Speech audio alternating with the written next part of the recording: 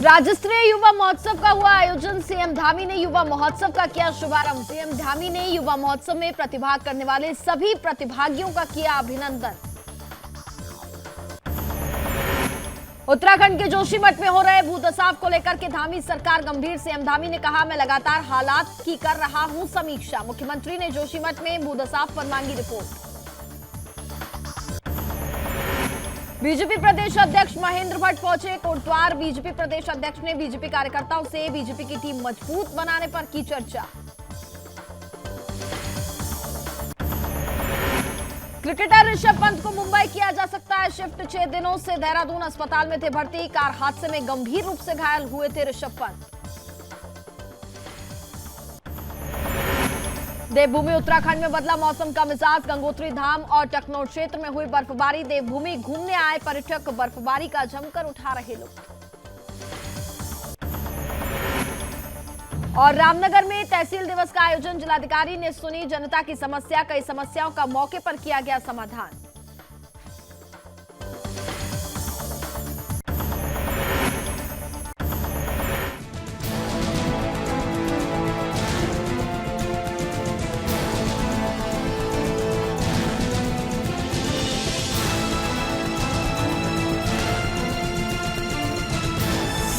आप देख रहे हैं सुदर्शन न्यूज।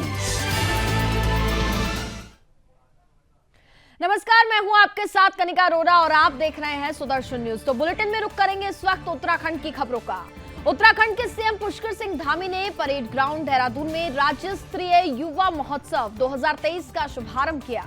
मुख्यमंत्री ने इस अवसर पर घोषणा की है कि स्वामी विवेकानंद जी के जन्मदिवस पर 12 जनवरी को भारत सरकार की भांति राज्य और जनपद स्तर पर भी युवा दिवस मनाया जाएगा। इसके साथ ही सीएम पुष्कर सिंह धामी ने कहा कि युवक और महिला मंगल दलों को जिला योजना से दी जाने वाली प्रोत्साहन धनराशि 4,000 रुपए से बढ़कर के 5,000 रुपए की जाएगी।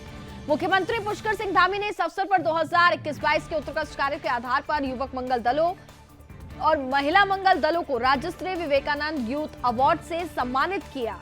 मुख्यमंत्री पुष्कर सिंह धामी ने युवा महोत्सव में प्रतिभाग करने वाले सभी प्रतिभागियों का अभिनंदन करते हुए कहा कि ऐसे महोत्सव हमारी संस्कृति और परंपराओं को आगे बढ़ाने का कार्य करते हैं। उन्होंने ये भी कहा कि इस युवा महोत्सव में चयनित होकर के जो प्रतिभागी 12 जनवरी को धारवाड़ कर्नाटक में राष्ट्रीय स्तर के युवा महोत्सव में राज्य की समृद्ध संस्कृति को बढ़ावा देने के लिए अपनी कला और संस्कृति का प्रदर्शन करेंगे। वे राज्य के ब्रांड एम्बेसडर के रूप में हमारी सांस्कृतिक विरासत का परिचय कराएंगे। मुख्यमंत्री ने कहा कि भारत आजादी के अमृत काल में प्रवेश कर गया है। भारत को हर क्षेत्र में अग्रणी बनने के लिए युवाओं की महत्वपूर्ण भूमिका होगी। मुख्यमंत्री ने यह भी कहा कि प्रधानमंत्री श्री नरेंद्र मोदी जी के नेतृत्व में देश हर क्षेत्र में तेजी से प्रगति कर रहा है।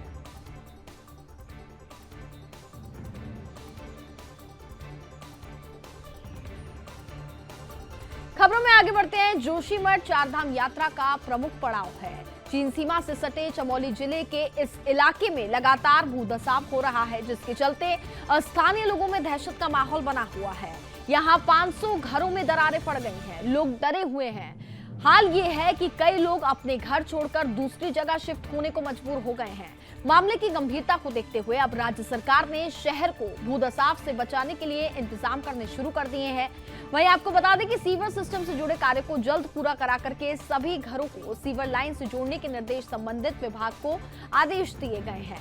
वहीं जोशीमठ में भूदसाव को लेकर के धामी सरकार गंभीर नजर आ रही है। आपको बता दें कि भूदसाव को लेकर के उत्तराखंड के CM Pushkar Singh Dhami action mode में है। सीएम धामी ने कहा कि मैं लगातार हालात की समीक्षा कर रहा हूं। साथ ही सीएम धामी ने यह भी कहा कि आपदा प्रबंधन विभाग से लगातार इस संबंध में बात भी की जा रही है। जल्द ही सरकार अपना डेलीगेशन भेजेगी। और इतना ही नहीं, सीएम धामी ने कहा कि हालात का जायजा लेने में खुद मैं जोशीमठ जल्द ही आऊंगा।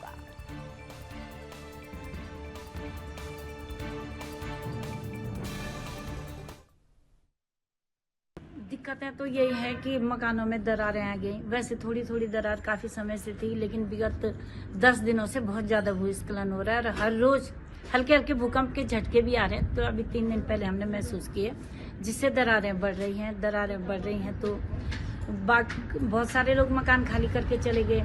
पर्यटकों के लिए शासन ने प्रतिबंध कर दिया। 2 होटल जो हमारे सामने हैं वहाँ पे यात्री नहीं ठहरे हैं। लेकिन उसमें जो लोग रह रहे हैं, जो भूस्वामी है, उसके नीचे हैं, हम लोग हैं, जो 500 कुछ परिवार ये आपदाग्रस्त उन्होंने अति आपदाग्रस्त घोषित कर दिया। उनके विषय में शासन का क्या रवैया है, ये तो अभी स्पष्ट ही नहीं हुआ। सर, जब से ये एनटीपीसी का टनल बना सर, तपोवन विष्णुगढ़, तब से जोशीमठ की ये स्थिति हुई। और मैं आजकल जो महसूस कर रहा हूँ सर, जब से हेलंग मारवाड़ी बाईपास का रोड कटिंग शुरू हुई सब, तब से बहुत परेशानी होगी, तब से ज्यादा महसूस किया जा रहा है। आज जोशीमठ में 570 के लोग 70 घर के लोग बेघर हो गए हैं। उन लोगों का क्या होगा, बड़ी तकलीफ की बात है, बहुत सोचनीय विषय है। मेरे ख्याल से तो त्वरित उन 574 लोगों का व्यवस्था कर देना चाहिए।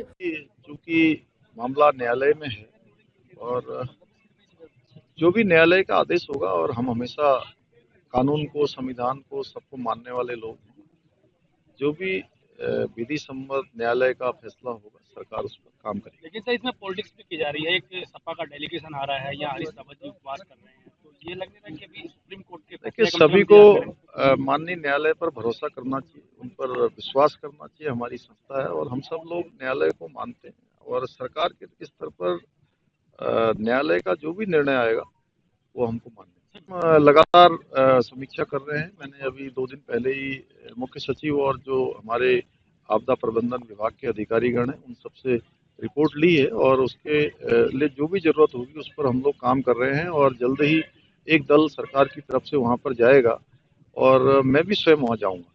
लगभग जो ये हमारे यहाँ जो भूतसा की प्रक्रिया पहले प्रारंभ हुई थी नवंबर के महीने में पिछले वर्ष, इसी महीने में उस समय बारिश नहीं थी, कहीं पर बारिश का कहीं नाम निशान नहीं था, मौसम साफ था। उसके बावजूद मकान लगातार जमीन के अंदर दरक रहे हैं, अंदर समा रहे हैं, कोई आगे की तरफ नहीं टूट रहे हैं, जमीन के अंदर ही समा रहे हैं। इसी वर्ष के नवंबर में लगभग नगर का 70% हिस्सा लगभग नगर का लगातार इस भूतसा की चपेट में आ चुके हैं। लगभग हमारे 9 वार्ड हैं, 9 वार्डों से कुछ वार्डों में तो लगभग बहुत इस भूतसा हो रहा है। कुछ वार्डों में अभी प्रक्रिया शुरू हुई है, किंतु वहां वही प्रभावित होने की श्रेणी में आ चुके हैं। लगभग अभी कल तक का जो हमारा आंकड़ा था 574 मकान इससे प्रभावित हुए हैं। लगभग इन मकानों में लगभग 3000 आबादी निवास करती है। ये लोग प्रभावित की श्रेणी में रखे गए हैं। हम सरकार से हमने मांग की है, बीच में हमने यहाँ पर जन आंदोलन किया था 24 तारीख को कि हमारा जो जोश में दरकने वाला, खिसकने वाला, असत्य समाप्त होने वाला है, इसको बचाइए। इसी परिप्रेक्ष्य में हमारे द्वारा कल देहरादून माननीय मुख्यमंत्री जी से मुलाकात का समय मिला है। हमारे प्रतिनिधिमंडल जोशीमठ से निकल रहा है। हमारे स्थानीय विधायक राजेंद्र सिंह महाराज के नेतृत्व में 1 तारीख को उत्तराखंड में बीजेपी के प्रदेश अध्यक्ष महेंद्र भट्ट कोटद्वार पहुंचे, जहां पर बीजेपी कार्यकर्ताओं की तरफ से प्रदेश अध्यक्ष का जोरदार स्वागत किया गया।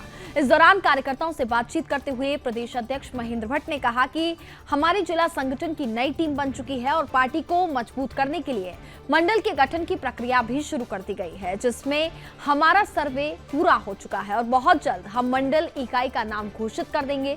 इस बार पूरे प्रदेश में 15 नए मंडल बनने हैं, जिनमें कोटद्वार मंडल भी शामिल है। नगर निगम और नगरपालिका चुनाव हमारे लिए बहुत महत्वपूर्ण है और हर बूथ पर कमल खिले, ये हमारा लक्ष्य है।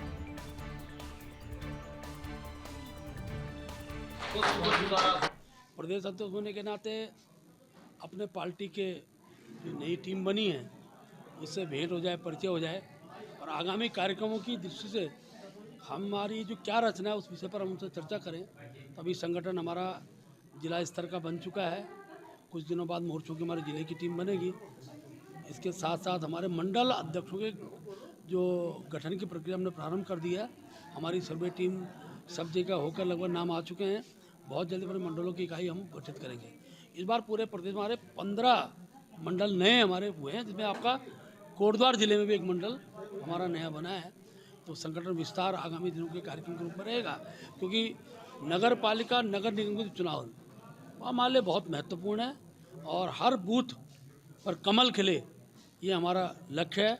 बूथ के साथ साथ नगर निगम के हमारे जो महापौर होंगे, नगर पालिका अध्यक्ष होंगे, उनकी अभी हमने टीम भेज दी है। हम खास तौर पर महिला कैंडिडेट के रूप में हो सकती हैं, अनुसूचित जाति में हमारे कैंडिडेट हो सकते हैं। तो ऐसे नाम का एक धीरे धीरे नीचे तक जाएंगे, बूथ से चीज़ें निकल कर आएंगे और जीतने वाले प्रत्याशी को हम भविष्य में प्रत्याशी बनाएंगे।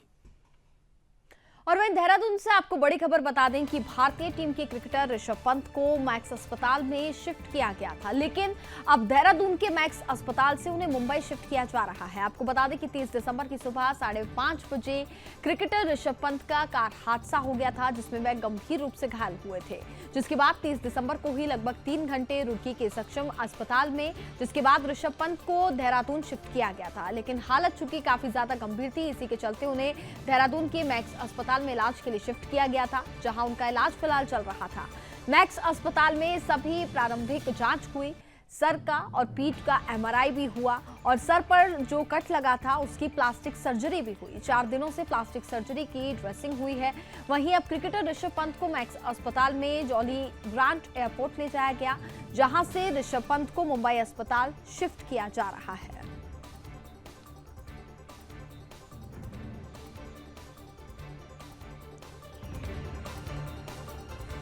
उत्तरकाशी जनपद के गंगोत्री धाम और टकनौर क्षेत्र में नए वर्ष के आगमन के बाद पहली बर्फबारी शुरू हो चुकी है।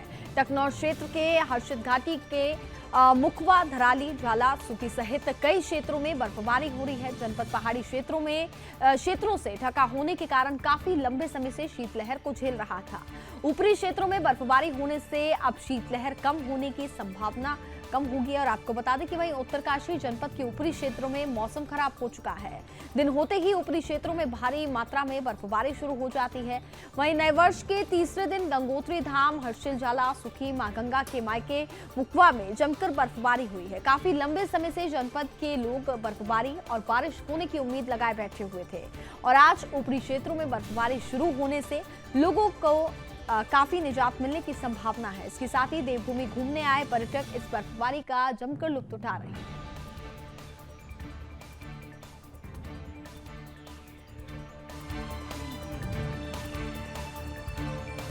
उत्तराखंड के रामनगर के विकासखंड सभागार में तहसील दिवस आयोजित किया गया। तहसील दिवस में जिलाधिकारी धीराज गवरियाल शामिल हुए और इस दौरान जिलाधिकारी ने जनता की समस्याओं को सुना और साथ ही जिलाधिकारियों ने कुछ समस्याओं के संबंधित विभाग के अधिकारियों से मौके पर निस्तारण करने के साथ ही अन्य समस्याओं का प्राथमिकता से समाधान करने के निर्देश भी दिए हैं। और इस बीच जिलाधिकारी ने बताया कि तहसील दिवस के 80 से अधिक लोगों की तरफ से पेंशन, सिंचाई, नहर और बिजली सड़क की समस्याओं को रखा गया। उन्होंने बताया कि संबंधी विभाग के अधिकारियों को निर्देश दिए गए हैं कि अधिकारी समस्याओं का तय समय सीमा पर प्राथमिकता से समाधान करें। वहीं रामनगर व आसपास के क्षेत्रों में भारी संख्या में झोला छाप डॉक्टर्स की तरफ से मासूमों और गरीबों की जिंदगी के साथ खिलवाड़ करने के मामले कम होने का नाम नहीं ले रहे हैं। उन्होंने सीएमओ डॉक्टर भागीरथी जोशी को निर्देश देते हुए कहा कि झोला छाप डॉक्टर्स के खिलाफ टीम का गठन कर शीघ्र ही अभियान चला करके इनके खिलाफ कार्रवाई की जाए, जिस पर सीएमओ की तरफ से एक टीम का गठन कर दिया गया और साथ ही झोला छाप डॉक्टर्स के खिलाफ कार्रवाई करने की बात कही गई।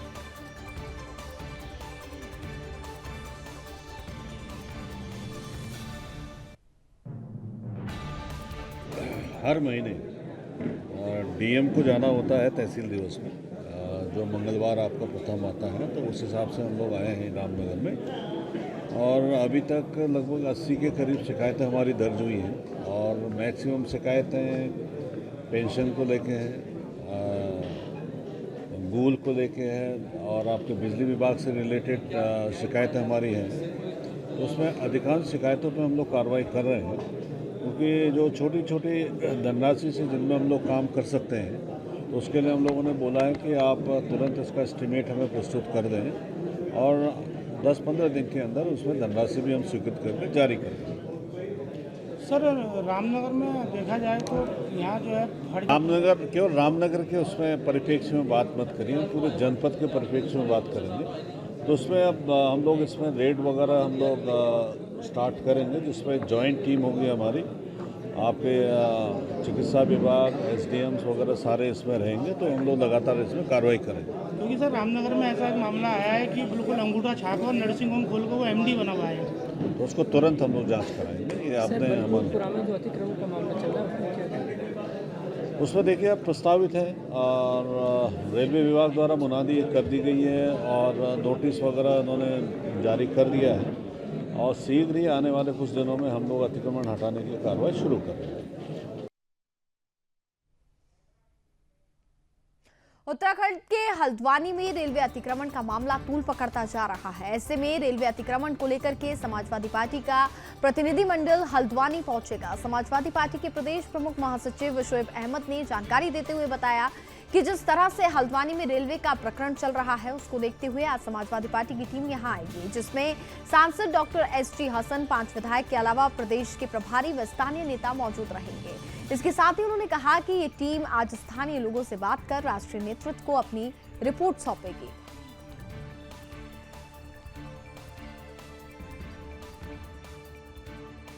देखिए, इसमें 10 सदस्य आ रहे हैं। इसमें हमारे जिसको लीड कर रहे हैं लोकसभा सांसद डॉक्टर एसटी हसन साहब आ रहे हैं इसमें, और 4-5 विधायक आ रहे हैं इसमें। तो उसमें उनको यहाँ से अपनी रिपोर्ट बना के अगले 4 दिन भेजेगी। और जिस तरीके से जो प्रकरण चल रहा है, कल सुप्रीम कोर्ट में हमारी एक अपील लगी है और कल उसमें सुनवाई होनी है, और हमें पूरी उम्मीद है कि कल हमें न्याय मिलेगा सुप्रीम कोर्ट से। और न्याय हमें पूरा सम्मान करते हैं न्यायालयों का, और न्यायालय जो भी देगा गरीबों के हक में फैसला कल करेगा। जो टीम आ रही है किस तरह से देखेगी, निरीक्षण करेगी, बात भी करेगी क्या लोगों से? हाँ, लोगों से वार्ता करेगी। जो लोग पीड़ित परिवार हैं, जो लोग जिस तरीके से उनको दबाया जा रहा है यहाँ पर, उनसे बात करेगी, उनकी क्या परेशानी है वो परेशानियाँ पूछेगी, उसकी अपनी रिपोर्ट बनाकर राष्ट्रीय कार्यालय में देगी। फिर वहाँ पर राष्ट्रीय कार्यालय में अपनी चीज़ में क्या फैसला लेते हैं, उसके आधार पर वो अपना फैसला लेंगे। देश की राजधानी दिल्ली के शाहीन बाग को तो आप सभी जानते होंगे, किस तरह प्रदर्शन के नाम पर रास्ता रोककर आम लोगों के लिए मुसीबत खड़ी की गई थी, और फिर उसके बाद हिंसक झड़प ने सबको हैरत में डाल दिया था। इसी तरह अब देवभूमि में भी शाहीन बाग बनाने का प्रयास किया जा रहा है। वहीं अंदेशा ये भी जताया जा रहा है कि कई लोग इस प्रदर्शन की आड़ में किसी हिंसक झड़प को अंजाम न दे जाएं। क्या है पूरा मामला, देखिए इस खास रिपोर्ट में।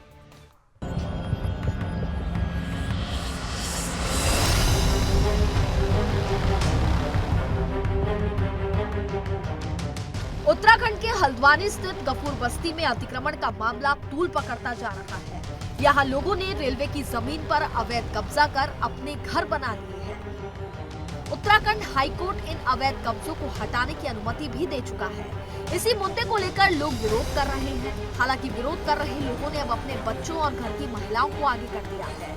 प्रदर्शनकारी इनकी आड़ में शाहीन बाग जैसा प्रदर्शन करना चाह रहे हैं। दिल्ली के शाहीन बाग में सीएए विरोधी प्रदर्शन के दौरान इसी तरह से बच्चों और महिलाओं को आगे कर दिया गया था। दरअसल 27 दिसंबर 2022 को उत्तराखंड हाईकोर्ट ने हल्द्वानी के वनभूलपुरा क्षेत्र में स्थित गफूर बस्ती में रेलवे की भूमि पर हुए अतिक्रमण को हटाने के आदेश दिए। इसके लिए न्यायालय ने प्रशासन को सप्ताह भर की समय सीमा भी दी थी। अतिक्रमण हटाने की कार्रवाई शुरू भी कर दी गई, लेकिन लोगों ने भारी विरोध करना शुरू कर दिया, जिसके चलते कार्रवाई को 10 जनवरी 2023 तक रोक दिया गया है। उल्लेखनीय है कि दिसंबर 2021 में सुप्रीम कोर्ट भी रेलवे की जमीनों पर अतिक्रमण को लेकर चिंता जताते हुए इसे जल्द से जल्द खाली करवाने के आदेश दे चुका है। वहीं हाईकोर्ट के आदेश के बाद प्रदर्शनकारी विक्टिम कार्ड खेल रहे हैं, अपने बच्चों और घर की महिलाओं को आगे कर रहे हैं, साथ ही ठंड का भी हवाला दे रहे हैं। उनका कहना है कि कड़ाके की ठंड में उन्हें बेघर किया जा रहा है। प्रदर्शनकारियों की मांग है कि अतिक्रमण हटाने से पहले उन्हें कहीं और बसाया जाए। साथ ही सोशल मीडिया पर भी अतिक्रमणकारियों के पक्ष में एजेंडा चलाया जा रहा है, ताकि सरकार अतिक्रमण हटाने का इरादा भी छोड़ दे। साथ ही कांग्रेस नेता भी इस आग को खूब हवा दे रहे हैं। वहीं एक दावे के मुताबिक हल्द्वानी में रेलवे की जमीन पर अवैध कब्जे की शुरुआत साल 1975 में हुई थी। पहले कच्ची झुग्गियां बनाई गई, जो बाद में पक्के निर्माण में तब्दील हो गई। बाद में इसी अवैध कब्जे में न सिर्फ इबादत गाहें बल्कि अस्पताल तक बना दिए गए। आरोप है कि ये सब देखने के बाद भी तत्कालीन रेलवे सुरक्षा बल खामोश रहा। साल 2016 में नैनीताल हाईकोर्ट की कड़ाई के बाद रेलवे सुरक्षा बल ने अवैध कब्जेदारों के खिलाफ पहला केस दर्ज करवाया, लेकिन तब तक लगभग 50,000 लोग अवैध तौर पर वहां रहना शुरू कर चुके थे। नैनीताल हाईकोर्ट के साल 2016 में आए आदेश के चलते कब्जेदारों ने लंबी मुकदमेबाजी की। हालांकि वो अपने कब्जे का कोई ठोस प्रमाण नहीं पेश कर पाए। बताया जा रहा है कि अवैध कब्जेदारों के खिलाफ 1.5 दशक पहले से भी बड़ा अभियान चलाया गया था। तब भारी फोर्स के साथ सिर्फ कुछ हिस्सों को खाली करवाया गया था।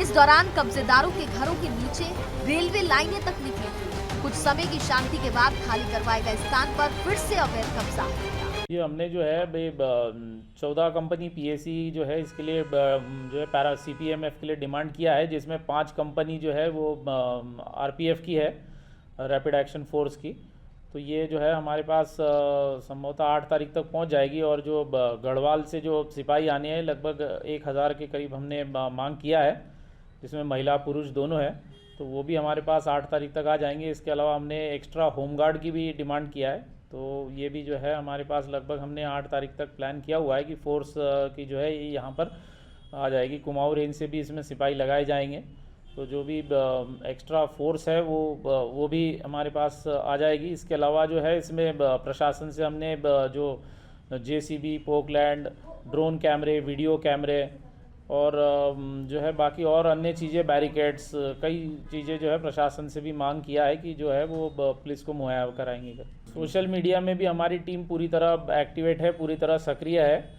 हमने जो है इसमें पूरा नज़र बनाए हुए है, तो जो भी इस तरीके की अगर कोई हेट स्पीच या कोई इस तरह से जो माहौल बिगाड़ने वाली कोई पोस्ट करेगा तो उस पर भी सख्त से सख्त कार्रवाई की जाएगी। Bureau report, Sudarshan. उत्तराखंड के खटीमा में पुलिस प्रशासन को बड़ी कामयाबी हाथ लगी है। आपको बता दें कि पुलिस ने हत्या के 2 आरोपियों को गिरफ्तार किया है और जानकारी दे दें कि 31 दिसंबर 2022 को शिव कॉलोनी खटीमा निवासी नितिन रस्तोगी की हत्या का मामला सामने आया था, जिस पर 2 जनवरी को पुलिस को पड़ोस में रहने वाले चंद्रपाल शिव कॉलोनी निवासी तहरीर दी थी और जिस पर पुलिस ने चंद्रपाल से सख्ती से जब पूछताछ की तो चंद्रपाल ने संजय गुप्ता शिव कॉलोनी निवासी के साथ मिलकर के हत्या को अंजाम देने की बात को स्वीकार किया, जिस पर खटीमा के पुलिस ने 2 आरोपियों को गिरफ्तार कर जेल भेज दिया है और वहीं इस मामले में आरोपियों से आगे पूछताछ जारी है।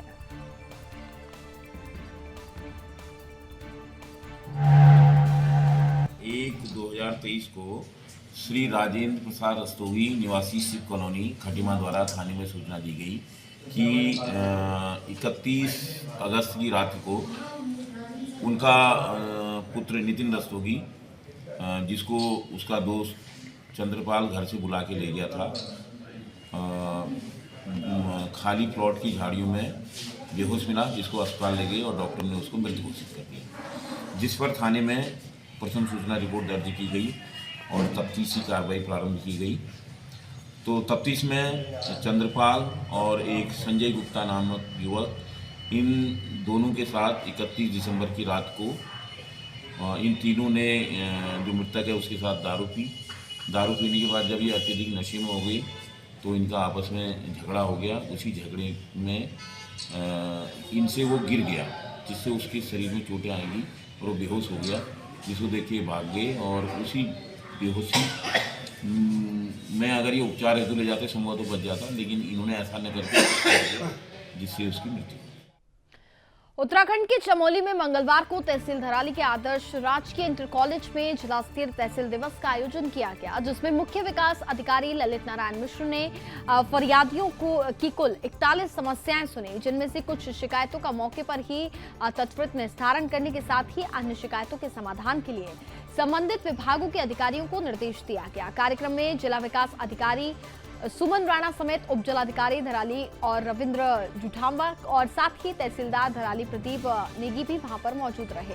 तहसील दिवस पर मुख्यतः सड़क, बिजली, पानी के मुद्दे पर रहे और वहीं स्थानीय लोगों ने वन विभाग से उत्पाती बंदरों को पकड़ने की भी मांग की है।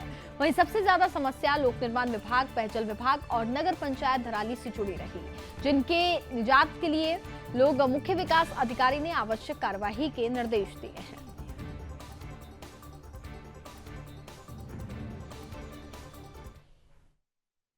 आज तहसील दिवस में 41 शिकायतें हमें प्राप्त हुई हैं और 20 का निस्तारण मौके पे किया गया है। कुछ सुझाव भी हमें प्राप्त हुए हैं जिनको हमने संज्ञान में लिया है। अगर हम बात करें शिकायतों की तो सबसे ज़्यादा शिकायतें जो आई हैं वो PMJSY NPC से जुड़ी हुई हैं, दूसरे नंबर पे PWD है और तीसरे नंबर पे ULB की शिकायतें हमें ज़्यादा संख्या में प्राप्त हुई हैं। कुछ जो सुझाव प्राप्त हुए हैं उनमें जो बंदर सुअर की समस्या है उसको लेकर के जनप्रतिनिधियों ने और संभ्रांत लोगों ने अपने सुझाव भी दिए हैं। पौराणिक माघ मेला 2023 की तैयारियों को लेकर जिलाधिकारी अभिषेक रोहिला ने रेखीय विभागों की अहम बैठक ली है। मंगलवार को बैठक लेते हुए जिलाधिकारी ने अपर मुख्य अधिकारी जिला पंचायत को समुचित तैयारी सुनिश्चित करने के निर्देश दे दिए हैं। साथ ही जिलाधिकारी ने वर्तमान में कोविड-19 के नए वेरिएंट को देखते हुए भारत सरकार की गाइडलाइन का पालन कराने के भी निर्देश दिए हैं। इसके साथ ही मेले प्रांगण में बिना मास्क की किसी की अनुमति नहीं दिए जाने के भी निर्देश दिए गए। जिलाधिकारी ने मेले के दौरान विद्युत व पानी की निर्बाध आपूर्ति सुनिश्चित रखने के भी निर्देश दिए गए हैं। मेले के पहले 2 दिन के भीतर जिला पंचायत के माध्यम से लगने वाली दुकानों का सर्वे और सत्यापन कराने के निर्देश दिए। जिलाधिकारी ने सुरक्षा व्यवस्था के लिए मेले परिसर में पुलिस कंट्रोल रूम और सीसीटीवी कैमरे स्थापित करने की भी बात कही और मेले में प्रवेश निकासी द्वार अलग से बनाने की भी उन्होंने निर्देश दिए ताकि आवागमन में किसी प्रकार की असुविधा ना हो। और साथ ही जिलाधिकारी ने मेले में लगने वाली दुकानों के बीच अग्निशमन वाहन की भी आवाजाही सुनिश्चित करने के निर्देश संस्था को दिए।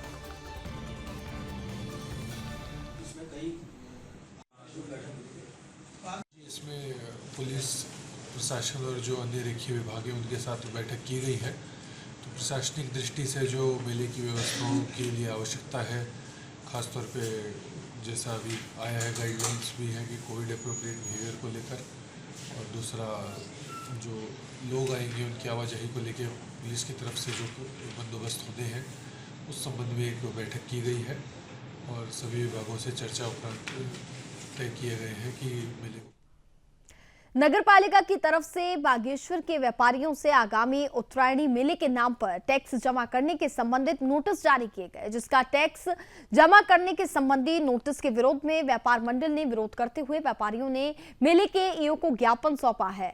व्यापारियों का कहना है कि नगर पालिका बड़े मेले आयोजनों के नाम पर शहर के व्यापारियों से वसूली करती है।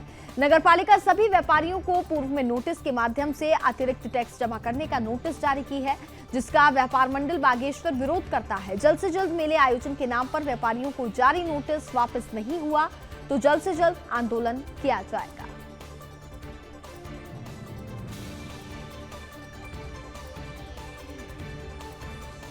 केदार घाटी में फन्यूली के फूल निर्धारित समय से 2 महीनों पूर्व खिलने के पर्यावरणिक खासे चिन्हित हैं और इसी के साथ ही आपको बता दें कि फूल के 2 माह पूर्व खिलना ग्लोबल वार्मिंग की समस्या या फिर जलवायु परिवर्तन माना जा रहा है, जो कि भविष्य के लिए शुभ संकेत नहीं है। पहले की बात करें तो फन्यूली का फूल फरवरी माह में अनंत या फिर मार्च माह के शुभारंभ अवसर पर खेतों में खिलती थी, लेकिन 14 मार्च से शुरू होने वाले चैत्र माह के शुभारंभ अवसर पर नौनिहाल ब्रह्म मेला पर फन्यूली सहित उनके प्रजाति के पुष्प घरों की चौखट पर बिखेर करके वसंत आगमन का संदेश देते थे। वहीं आपको बता दें कि चैत्र माह की संस्कृति से लेकर के 8 दिनों तक चलने वाला ये त्योहार फुलारी त्योहार के रूप में मनाया जाता है।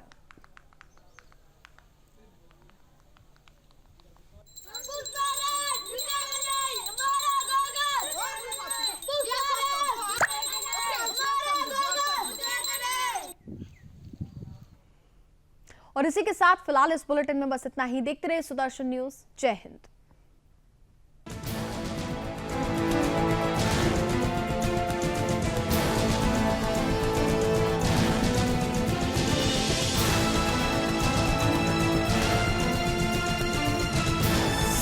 आप देख रहे हैं सुदर्शन न्यूज।